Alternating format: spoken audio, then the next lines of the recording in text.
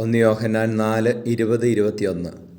ഞാൻ ദൈവത്തെ സ്നേഹിക്കുന്നു എന്ന് ആരെങ്കിലും പറയുകയും സ്വന്തം സഹോദരനെ ദ്വേഷിക്കുകയും ചെയ്താൽ അവൻ കള്ളം പറയുന്നു.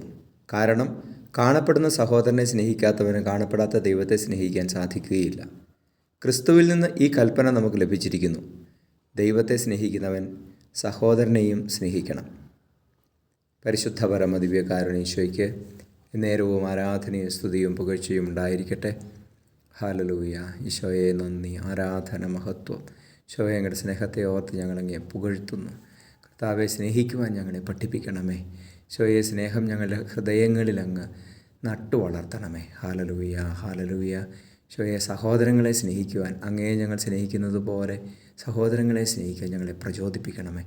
നമ്മുടെ കർത്താവ് ഈശോ മിശിഹായുടെ കൃപയും പിതാവായ ദൈവത്തിൻ്റെ സ്നേഹവും പരിശുദ്ധാത്മാവിൻ്റെ സഹവാസവും നിങ്ങളോടുകൂടി ഉണ്ടായിരിക്കട്ടെ, ഇപ്പോഴും എപ്പോഴും എന്നേക്കും.